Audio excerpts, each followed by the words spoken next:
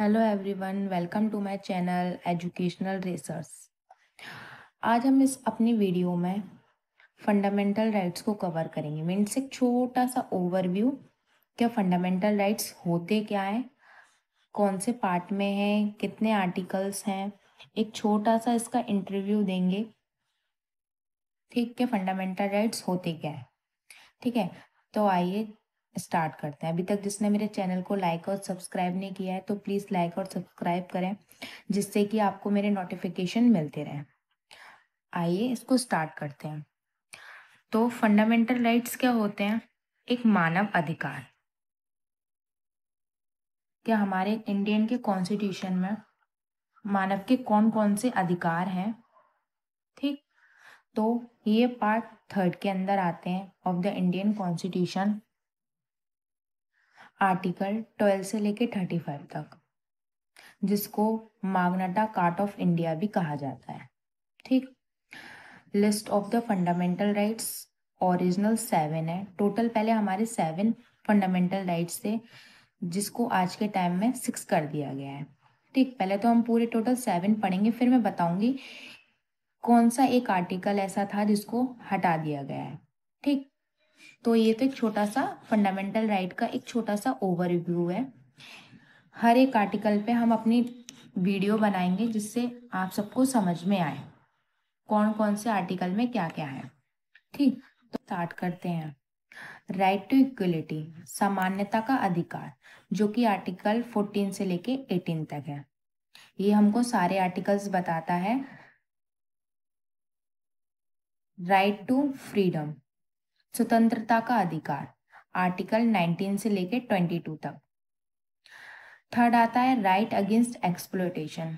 ठीक, जो भी हमारे एक्सप्लॉयटेशन के राइट्स हैं वो बताता है आर्टिकल 23 से लेके 24 तक। फोर्थ आता है right to freedom of religious, हमको अपने रिलीजियस चुनने का अधिकार है, जो कि है 25 से लेके 28 तक।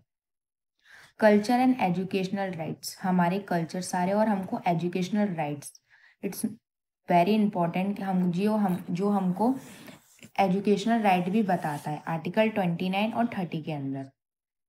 6 आता है right to property, article 31। 7th आता है राइट टू कॉन्स्टिट्यूशनल रेमेडीज। ये बहुत इंपॉर्टेंट क्वेश्चन है, बहुत ज़्यादा मोस्टली एग्जाम्स में पूछा जाता है कि कौन कितनी हमारी रेमेडीज हैं। हमारी टोटल 5 रेमेडीज हैं, जो मैं अपनी अगली वीडियो में आपको कवर करूँगी। कौन कौन सी वीडियो, जो मोस्टली सुप्रीम कोर्ट और हाई कोर्ट की पावर है कोई भी डिस्प्यूट को सॉल्व करने के लिए, जो कि आर्टिकल 32 के अंदर आता है। ठीक, तो ये सारे तो हमारे 7 पूरे फंडामेंटल राइट्स हो गए। ठीक, छोटा सा एक ओवरव्यू था। अब कौन सा आर्टिकल हटा वो मैं आपको बताती हूँ। Right to property, article 31 deleted by 44th constitutional amendment 1978 में। ठीक, जो कि एक लीगल राइट बन चुका है 300A के अंदर पार्ट 12। इसमें एक छोटा सा नोट भी है कि फंडामेंटल राइट्स और लीगल राइट क्या होते हैं। फंडामेंटल राइट्स वो होते हैं, ये जो मैंने अभी आपको बताया, जिसका ओवरव्यू किया। फंडामेंटल राइट्स अगर हमारा वॉयलेट हो रहा है, उसको लेके हम अपने सुप्रीम कोर्ट में जा सकते हैं डायरेक्टली। अगर हमारा कोई भी फंडामेंटल राइट्स अगर वॉयलेट किया जाता है, ठीक, तो हम डायरेक्टली सुप्रीम कोर्ट के पास जा सकते हैं। लेकिन अगर हमारा लीगल राइट कौन सा हुआ, हमारा जो राइट टू प्रॉपर्टी, जो हमारा जमीन जायदाद से लेके जो हमारा आर्टिकल 31 है, जो कि डिलीट किया गया, लीगल राइट 300A के अंदर उसको डाल दिया पार्ट 12 के अंदर।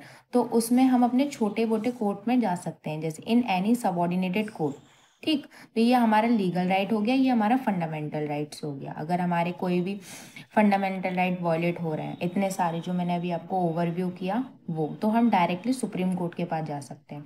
सुप्रीम कोर्ट के पास पावर है, ठीक, डिस्प्यूट को सॉल्व करने की। और लीगल राइट हम छोटे कोर्ट में जा सकते हैं। ठीक, तो ये एक छोटा सा एक हमारा ओवरव्यू था किसका, फंडामेंटल राइट्स का। आगे की वीडियो में अपने में इन सबको कवर करूँगी। Right to equality, right to freedom, ये सारे मैं एक एक करके वीडियो में कवर करूँगी। तो thank you for watching, please like and subscribe my channel.